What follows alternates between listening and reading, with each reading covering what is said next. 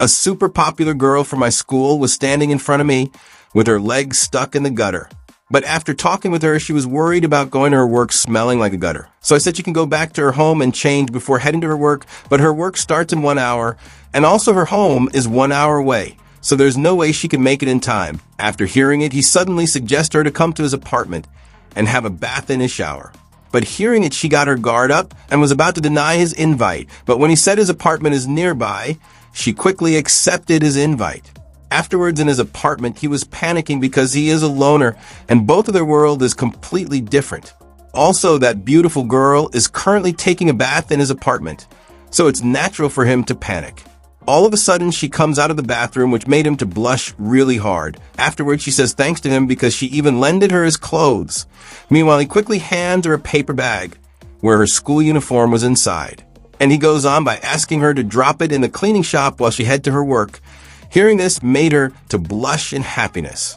But then he suddenly asks her to leave, which shocks her and she gets grumpy, and goes on by asking why he is suddenly acting cold towards her. Afterwards, she points out he is scared that his parents might find out he has a girl over his house. As a result, he replies that she's probably trying to make fun of him, but it's bad for her. He lives alone and his parents work overseas, so they won't come to his home, which didn't hit her correctly. So after thinking about it, she realizes he is living alone. So which means he is telling her to go out so he can hide his naughty books. As a result, she suddenly looks under the TV. In the end, he shouts at her that she can't find anything, rather than some storybooks. As a result, she jokingly asks him to not be so tight about it, but her reply felt like she is mimicking cow. Hearing it, she gets up with a bounce and says that cows are adorable too, which was a shock to him. So he quickly pushes her out of his house and locks the door. And finally, he feels easy and thoughts to himself, all of this was a coincidence, so there's no way they will talk again. And then he throws away his naughty books. Also, that's the reason he even throwed her out of his house quickly. In the next day, she returns the dress she borrowed yesterday from him and gives him some sweets that she made her work. But then she normally says she is grateful for him because he let her bath in house. Hearing this, everyone in their class were shocked, and they started to debate if she said shower. Meanwhile, Fujiwara thoughts to himself he is getting a bad feelings about this. Even the boys started to wonder if they're in a relationship, and girls started to mutter to themselves while blushing. Meanwhile, Fujiwara thoughts this is bad because he is now standing out in a bad way, and this might become a problem. In the end, when the school ended, he runs out of his class, but one girl spotted him and shouts that's the guy everyone is talking about, but still he somehow made back to his home safely. And then he takes out his dress, and suddenly something drops on the floor. And when he reads what is in there, it was a contact info of that most beautiful girl in their school. I only got scared because if I called this some scary dude might show up and beat the hell out of me. In the end, he throws it in the trash can without even giving a try at all. The next day while getting the train, some girls look at him and talk something about him. And while walking on the corridor, some student says he is the guy that had Iwazaki to take a shower at his house. Meanwhile, he thoughts to himself it's getting worse. Afterwards, some guy says they must have did it after she took the bath, and they even gets jealous out of it because she's okay to do it with a loner like him. After arriving at the class, he tries to hide, but the rumors started make him tremble in fear. But then someone pokes his back with a pen, which was that beautiful girl of the school, but he decides to not look at her, and he assumes she is just trying to plot something again. She then blushingly asks if he is not going to look at her. But she didn't stop tapping his back. She did it periods after periods. Even when the teacher is watching her, she still didn't stop her taping on his back. Meanwhile, he thoughts to himself Thazen will give up because Jairis don't like to do the same thing for a long time. Afterwards, he thoughts to himself he is finally free in the lunchtime, but some people still looking at him while he walks. Afterwards, when he returns to his class, he overhears someone asking about that incident to her, and they straight up says if she into a loner like Shernan, which shocks him, but then she blushingly replies, it's not like he is her type, he was just a kind boy. And also the reason she was ended up in his house is because she stepped on a gutter, but when she was freaking out, he was the only one that offered her help. So she just silently followed him, because she know he didn't have any ulterior motives, and just as she thought he didn't do anything weird to her. Afterwards, that girls says she is usually not good with boys because she has high sensitivity to find if they have any ulterior motives. As a result, she replies that's right, she's not good with boys at all. After hearing it, those girls started to hug her by saying she is like a maiden. In the end, Fujiwara thoughts to himself that she might not be a bad like he thought. But then in the class hours, she once again started to tap his back, but then he decides to not get involved in with her.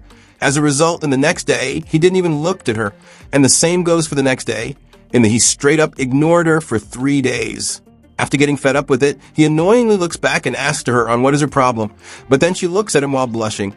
So he quickly asks her why she is making that sad face, to which she replies she is waiting and looks away from him with a blush and mumbles she put a note in there, but he couldn't able to hear it, so he asks her to repeat it, and from that day onwards her tapping from his behind stopped, as well as the staring from the others. Things settle down, returning to how they were before, but for him, something feels off. A strange heaviness builds in his chest, his heartbeat becoming loud and noticeable. Later, he looks up at the sky. The clouds are dark, the atmosphere gloomy. He notes that it looks like rain soon after. Heavy rain begins pouring down. An alert announces that a typhoon is approaching, expected to reach Honshu in about 2 hours. Warnings are issued, advising people to avoid unnecessary outings. Services begin to shut down. He stands there, holding his phone and a cup, watching the situation, then realizes how intense the rain has become and quietly wonders when it started raining this heavily. The doorbell suddenly rings, a sharp ding-dong echoing through the room. He pauses, caught off guard by the timing. The ringing continues, loud and persistent.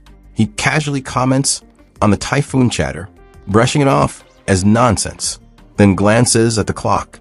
Realizing how late it is, he starts wondering who it could be. No delivery expected, and even considers something suspicious, like random people trying to show up. Despite that, he admits it still makes him uneasy, but with the bell not stopping, he decides he has no choice but to answer. He checks the intercom, presses the button. The screen lights up, and the moment he sees it, he freezes. It's her. His reaction is immediate. A sharp jolt of surprise. He opens the door, still processing it. She's standing there, soaked from the rain, apologizing for showing up late. He's confused, wondering why she's here at this hour. In this weather, she explains calmly that she was heading home from work, but the train stopped, shut down because of the typhoon. Water drips from her hair and clothes, and finally asks if she can stay over. He stands there, completely stunned, unable to respond immediately. She suddenly sneezes, a small hachu, followed by a sniffle, her body slightly trembling from a cold. Without wasting time, he hands her a towel. She accepts it immediately, thanking him. He quickly decides the next step, telling her he'll prepare the bath. She reacts with surprise, not expecting that much consideration. A moment later, the bath is ready. He calls out to her. She responds warmly, calling him a lifesaver. Afterwards, he hands over her dress and goes on by pushing her inside the bathroom by saying she can't just wear a wet uniform, so that's why in the end he slams the door closed, but then the door suddenly opens. She reacts to his roughness, calling him out for it, but he doesn't seem bothered, saying it's not like he cares about being popular. She teases him lightly, saying he should act more gentlemanly if he wants that. He tries to respond, but hesitates, unsure what she really means. She continues and quietly admits she's a little curious about him, but he couldn't able to understand her since she is muttering to herself. But she opens the door and makes fun of a statement. Afterwards, she gets inside and she started to get ready to bath. As a result, he thoughts to himself, what's with her? Outside, the rain keeps pouring harder. He notes it's gotten heavier than before. At least he made it back home. Inside, he pulls the curtain aside, thinking that girls really do take long baths, and that she's taking quite a while. The clock shows it's already late. Suddenly, the door opens. He reacts instantly. Caught off guard, she steps out, letting out a relaxed sigh, saying felt great. Her body still warm from the bath, steam lingering around her, her damp hair falling over her shoulders. She walks over, then casually sits beside him. Close, too close. He stiffens slightly, clearly not used to this distance, then awkwardly comments that she was in there for quite a while and goes on by saying he usually finished bathing in just 10 minutes, which made her to get shocked. Afterward, he goes on by saying that he is meaning to ask something to her, which was her home, is not in a walkable distance. So is it really okay for her to stay at his house? Because in this house, there's only one guy, and she's just a girl. Isn't her parents supposed to be freaking out? To which she says she told her parents that she's going to a girl's house. As a result, he got really shocked. But then she goes on by replying he always got a nice thing to say back, which is really interesting to her. After a while, he realizes her uniform might start to smell bad if they let it dry like that. And then she asks him to borrow a bucket and some detergent so she can wash it. She is washing the uniform in a bucket. She says she knows how to handle domestic tasks, even if she's seen as a ger. She says he should look at the warning tag on the uniform. He says he doesn't understand what she means. She shows him the tag and says it indicates hand wash. She says that's why it shouldn't be put in a washing machine.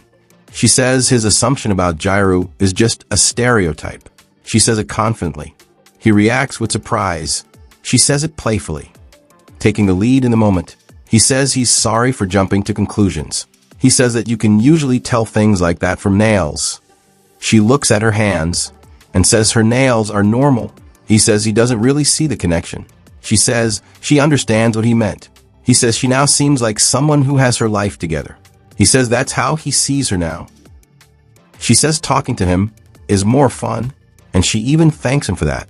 He realizes she probably just wanted to talk normally with him. He thinks about how he kept pushing her away because he felt they were from different worlds. He says he'll help with the laundry. His face looks a bit tense and awkward.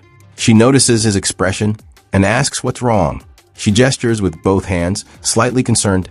Her expression suddenly turns confused and flustered. Because he is determined to help her, she blushes heavily and quickly insists it's fine. He tries to reach out to help anyway. She gets even more flustered, blushing harder. She says she has to wash it herself. She hesitates and nervously tries to explain, still blushing. He looks confused and unsure, so he asks if she dislikes him. She finally blurts out the truth while fully blushing, that she is washing her underwear at the same time. He reacts with shock and embarrassment. He realizes what was actually in the bucket. He recalls seeing a piece of fabric that wasn't part of her uniform. He quickly apologizes and says he'll step away. She stands there, still slightly blushing, but calmer now. He reflects that since she was completely soaked from the rain, it made sense that her underclothes were wet too. The door opens as the storm continues outside. She walks ahead toward the room, still slightly blushing from earlier. He looks at her quietly. She turns back and says she used the dryer without asking first. Looking a bit apologetic, he says the laundry is done, sounding a little surprised. He simply acknowledges it. He asks where her uniform is. She says it's over in the corner. He suggests hanging it properly so it dries better. She listens, watching him closely. She comments that having a dryer at home must be convenient and expensive. He mentions he's not sure about some things, since they were already there when he moved in. He suddenly realizes something important. His expression tightening, he quickly suggests a better way to dry the uniform, speaking fast while slightly sweating. He says hanging it near the air conditioner and using dehumidify mode would help. He then immediately agrees with himself, trying to act confident despite the awkwardness. She quietly exhales, calming down. They both sit down side by side, a bit of distance between them. He looks away awkwardly, unsure how to respond. She looks at him, still faintly blushing, and asks if there's anything fun they can do. He starts searching through a cabinet, looking for something to do. He pulls out an old game console and says he bought it to play with friends. He explains it's an old system. He says he found a game console. She reacts positively, clearly happy and engaged. She looks at the game screen and finds it amusing because of how old it is. She then holds the controller close to her face and asks whether if he's going to use it or not. But he replies he doesn't care if he wins or not. As a result, she finally gets ease. Afterwards, he suddenly uses that power, saying it would be a waste not to use it. As a result, he came first in an instant. As the game result changes, she gets visibly annoyed, cheeks puffed and lightly blushing. She starts hitting him repeatedly in protest. He stays calm and says he never said he wouldn't use it. She keeps hitting him while flustered and blushing, clearly upset. He looks overwhelmed and confused by her reaction. Suddenly, everything goes dark. Both of them freeze in place. Startled, by the sudden blackout. He looks around and says it might be a power outage. She turns toward him, confused, trying to process what just happened. She exhales and says it can't be helped. Sounding calmer now, she checks the time and says it's already past midnight. He says it's probably time to call it a night, blackout or not. She looks at him and, after a short pause, asks where she should sleep. He responds that she can use the bed in his room. Speaking casually, he also says he already cleared out anything embarrassing, trying to reassure her. She looks at him and asks where he's going to sleep. Sounding concerned, he sits on the sofa and says he'll just sleep there casually. He tells her not to worry about him. Keeping things simple, she asks if there are any futons in the house. He replies there are none. He recalls that his parents are working overseas. He explains that their room is basically just storage now. He adds that letting her sleep somewhere uncomfortable while he takes the bed would feel wrong. She agrees quietly, acknowledging his point. He hesitates, slightly flustered, unsure how to respond. She smiles softly and says that the way he talks makes her feel better. He reacts a little awkwardly, caught off guard by that. She then asks where his room is. He points and says it's over there. She mentions that it's hard to see in the darkness. He says they'll manage using his phone's flashlight. She steps closer, slightly blushing, and tells him to take her there by suddenly holding his hands. He gets visibly flustered. Surprised by how close she is, he reacts in confusion and didn't know how to respond. She holds his hand and notices how cold it is, saying it out loud while lightly smiling. She adds that saying about cold hands meaning a warm heart.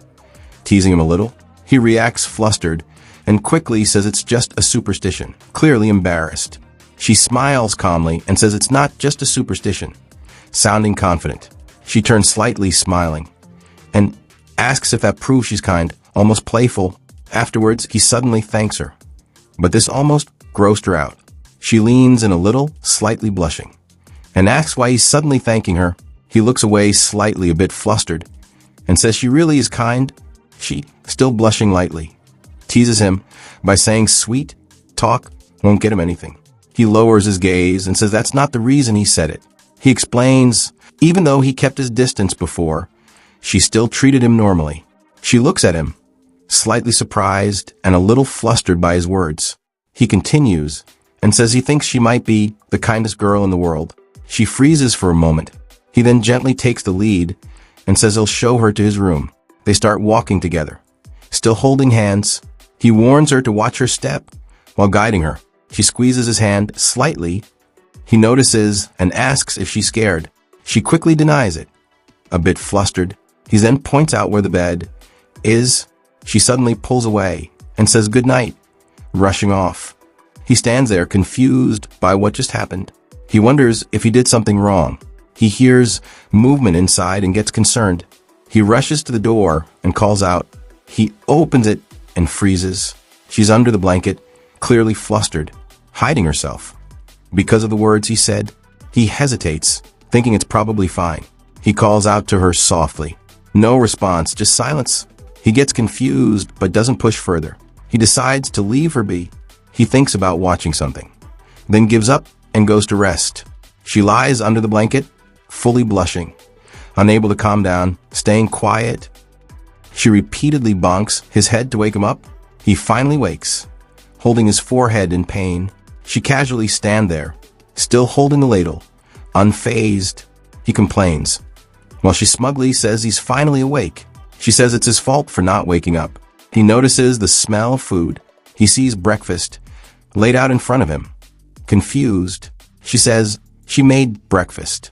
He questions it, surprised. She explains she went out early and bought ingredients. She casually downplays it as nothing much. He quietly processes it, surprised by her effort. He gets hit again as he reacts. He tries to say something about paying her back. She immediately gets annoyed, blushing slightly. She stops him from taking out his wallet. She insists it didn't cost much and brushes it off. He awkwardly tries to thank her anyway. She tells him to just be honest and say thanks, like he said yesterday night. He stops and accepts it and tells thanks to her. She smiles brightly, clearly happy. Still blushing, she says that's better. He quietly agrees. He properly thanks her for the meal. She cheerfully tells him to eat while it's hot. They walk to school together, side by side. She says it's her first time going with a boy. A bit excited. He replies it's his first time going with a girl. Awkwardly. She turns back with a bright smile and calls his name. She walks a bit ahead, light and energetic. He follows behind. She apologizes for the messy handwriting, saying she wrote it in a hurry. She reveals it's her contact info. He's caught off guard, flustered. She explains she already slipped a note before, thinking he lost it. She tells him not to lose it this time, then cheerfully says she'll be waiting for his message. He freezes, clearly affected, blushing hard. She notices his face is red and calls it out. He then tries to brush it off as reflection, getting more embarrassed. She teases him a bit more, then drops it. They continue walking with others around. She smiles softly, satisfied. While he stays flustered, other students start noticing them together. Rumors spread instantly, saying they look like a couple. Some even joke he must have hypnotized her. He hears everything and gets embarrassed. She realizes people are staring more than usual. He decides they should keep some distance at school. She doesn't understand why at first, and she should act normal around other girls. She tries to protest, but she shuts it down. He tells her they can still talk outside school. He promises to message her later. She immediately switches back, smiling and energetic, tells him to keep his promise. He's left flustered again, holding the note. They part ways at the school entrance. She walks off with a cheerful smile. The rumors die down fast. People now think it was just a misunderstanding. Since they're acting distant at school, he returns to a peaceful school life. But it feels a bit off, like something's missing. He gets called by a teacher, Kyoko Nakoka. She immediately drags him casually, asks for his help with something. He's confused but goes along. Turns out it's a huge pile of documents. She dumps the work on him without hesitation. He accepts it quietly. She thanks him, saying it would have taken forever alone, then starts to bring something up, hinting she's noticed a change in him, like he's been different lately. The teacher casually drops it. His situation with Iwazaki is already gossip among teachers. He tries to brush it off, saying it's just because they sit nearby. But she doesn't buy it. She points out how unusual it is. Iwazaki normally avoids guys completely, sometimes even acts hostile towards male teachers. She explains deeper. It's not that Iwazaki doesn't care. It's the opposite. She's too sensitive when it comes to men, likely from bad past experiences, so she instinctively builds walls, a kind of self-defense. But that can't last forever. Eventually, she'll have to face people, interact, live normally, and she gets straight to the point. Date Iwazaki. He freezes, completely caught off guard. She says it's not a joke. It would help Iwazaki overcome her fear of men, and somehow it would help him too. He questions her reasoning, and she makes it clear there's a real purpose behind this, not just teasing. The teacher doesn't back off. She says he always looks lonely, like he's just drifting through school. But if he actually does something, his life could change, like a chemical reaction, turning something dull into something meaningful. He stays quiet for a second, then pushes back. He's not even sure he wants a relationship. And more importantly, what about Iwazaki's feelings? He explains himself honestly. He doesn't dislike Iwazaki. He just doesn't feel that way. They barely know each other.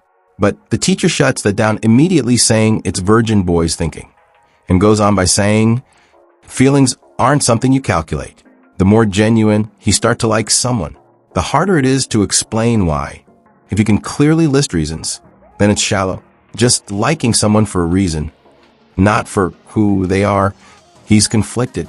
Part of him thinks what she's saying is crazy, completely outside normal logic. But another part kind of understands it.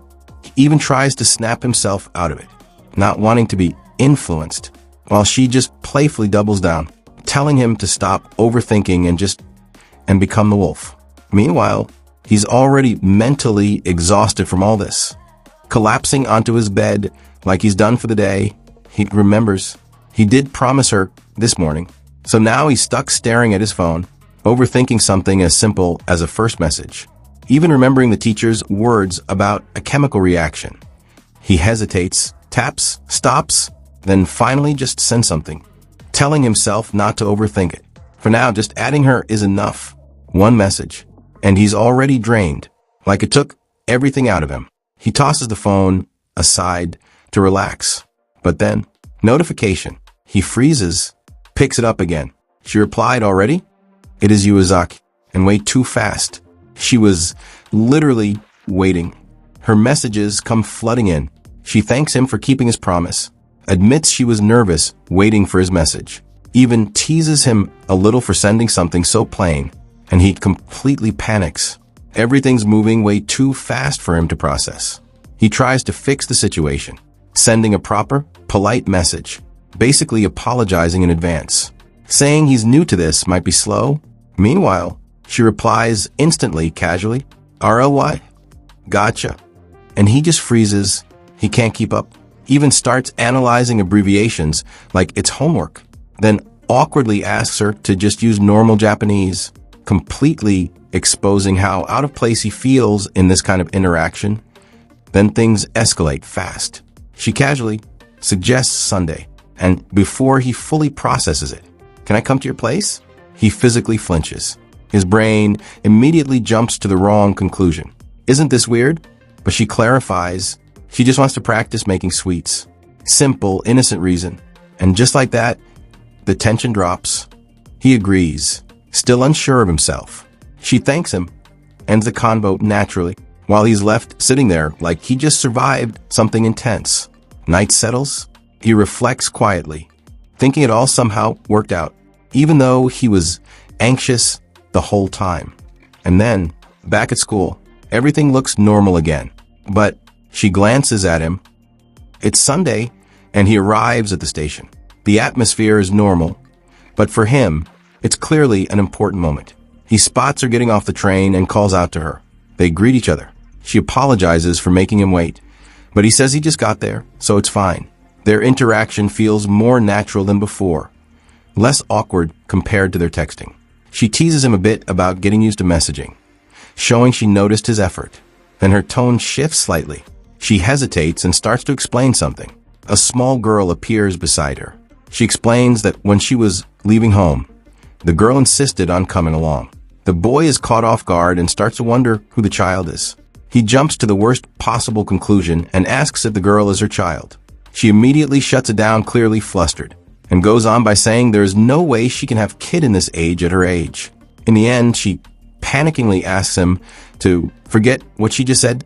She explains properly. This time, the girl is her little sister. She admits she should have mentioned it earlier, but it was awkward to bring up. The girl introduces herself as Mickey, polite and straightforward. She apologizes for bringing her along without asking first, saying she didn't want to cause trouble. He reassures her that it's fine. Then he asks the girl why she came, and she answers honestly, because she loves her older sister. That line shifts the mood slightly. The older sister reacts with a quiet, embarrassed expression. Yuazaki warns him about Mickey. She acts innocent, but once she gets comfortable, she turns into a troublemaker. Mickey casually asks if Yuazaki is still mad about yesterday, and Yuazaki bluntly says yes. Mickey tries to calm her down, but clearly she's about to make things worse, and she does exactly that.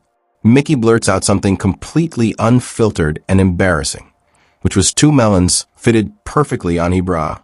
Both of them immediately react. He chokes because it was funny. Yuazaki gets embarrassed and tells to Mickey that she shouldn't have played with that melons.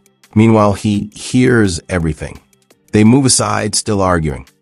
The guy, realizing where the conversation is going, mentally checks out and literally blocks his ears. Meanwhile, Mickey sees this as an opportunity and keeps going, even hinting at keeping things secret from their parents. Yuazaki shuts it down halfway because they are not in a relationship yet, but hearing not yet, she started to say she doesn't fully understand what's going on. But if she wants to stay quiet, Yuazaki have to kiss him in front of her, which then made her to get shocked. And she goes on by whispering something into Mickey's ears after hearing the truth. Mickey excitingly says she should kiss him right away, because Yuazaki just said she loves him. But then MC looks at her and thoughts to himself, what are they even talking about? And suddenly realizes that Yuazaki is standing there with a red face. In the end, he misunderstood it and ended up inviting them to his house. But Yuazaki stand there blushing. After coming to the apartment, Miki says she is really excited because of the big apartment. They look at the cooking tools. He says she uses a lot of tools. She says she found them while making breakfast before. She asks about an oven. He says they don't have one. She says they do. She shows a box. He realizes it's an oven. He didn't know. They notice Miki is gone. Yuazaki asks where she went. He says she should be nearby and goes to check his room. Yuazaki says she'll check the bathroom. He finds Miki. She was lying on the sofa. He calls Yuazaki. She reacts. Yuazaki looks at Miki and calls her name. Miki says Yuazaki looks scary. Yuazaki tells Miki to listen. She says they're at Fujiwara's place. Doing whatever she wants is rude and a hassle for him. He is confused. Miki says she is better at eating anyway, so she'll let the two of them handle the cooking. Hearing this made Yuazaki get sad since it's making herself to look like she is a spoiled brat. Yuazaki worries quietly, blushing. She thinks if he starts hating her, she won't know what to do. Meanwhile, Miki calls Fujiwara and asks for the next volume for the manga she was reading, to which he replies he will get it. But then while going to get it, he gently pats Yuazaki's head. She leans into him, blushing. She reacts in surprise, blushing. Miki says she hasn't even eaten any sweets, but she already feels full.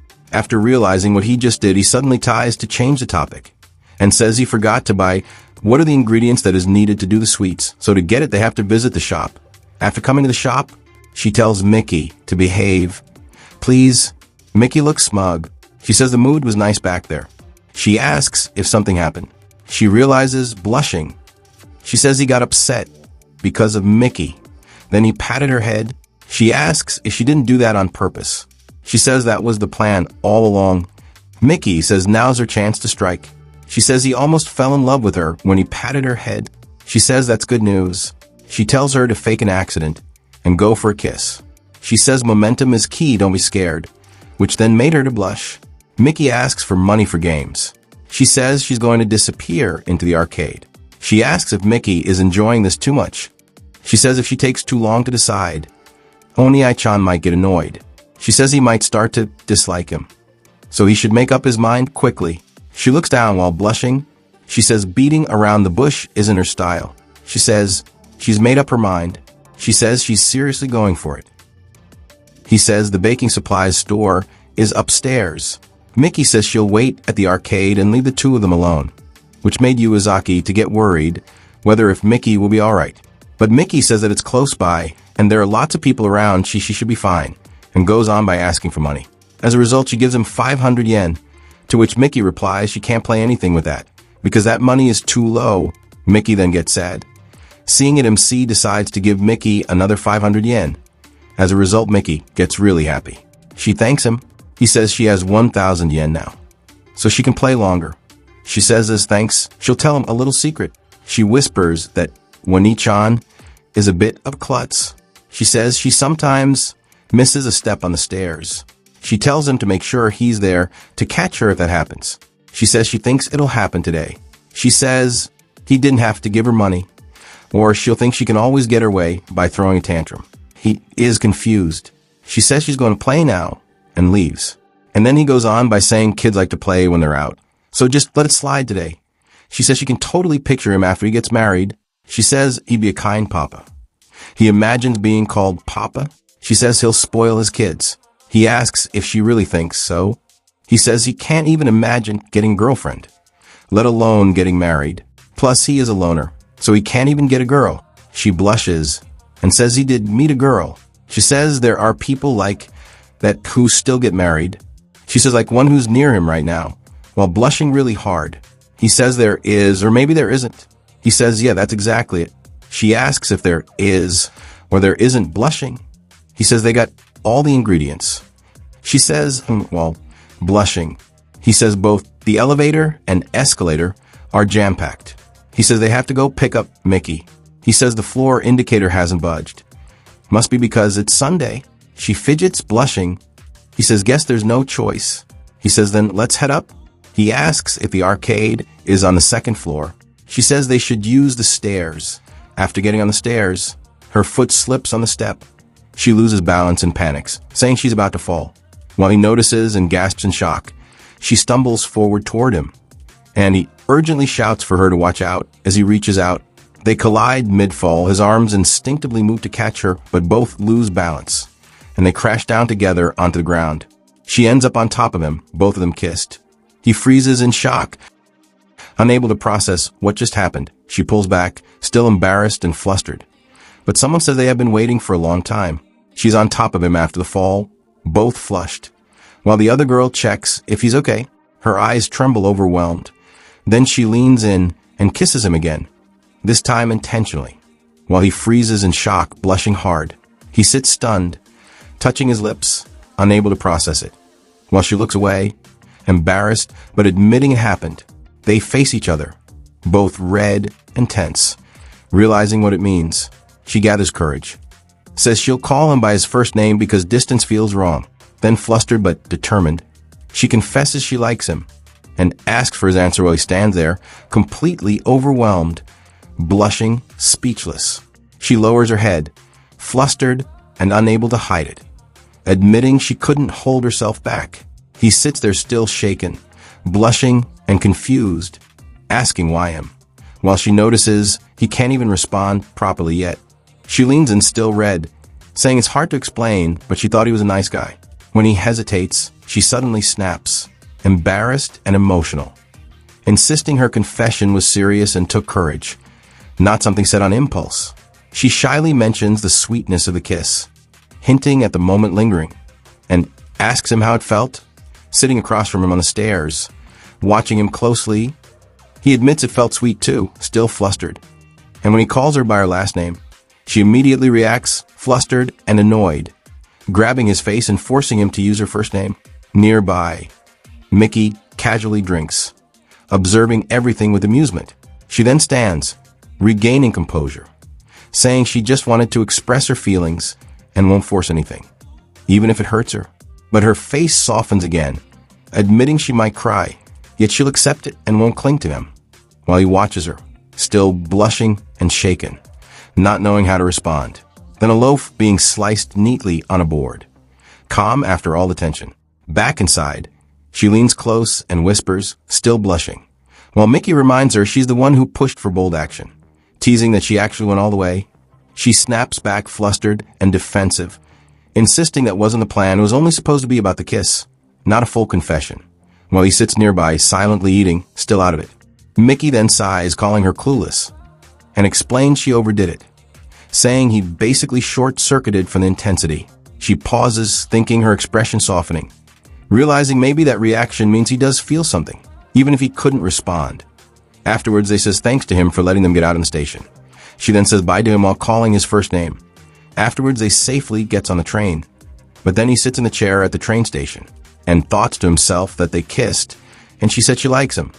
In the end, he decides to calm down first, but still he couldn't able to calm down because she Miso had confessed her love to me. But then he quickly decides to leave because he have an anime to watch.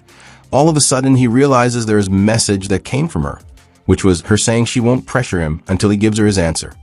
In the end, he was finally able to calm down. Afterwards, at the school, he thoughts to himself that she sits behind him, even when the teacher told him to pass the paper.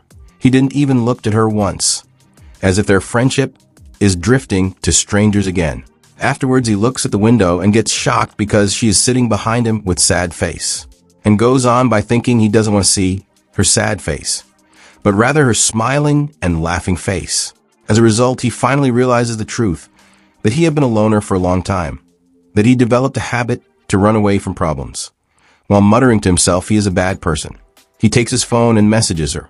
Because she was brave enough to confess, she receives the message and started to blush after reading his message. And she gets really happy that she started to shake out of happiness. Meanwhile, he just stares blankly while blushing. And this was the start of them dating. Afterwards, someone from their class started to plan about finding out whether if they are in a relationship or not.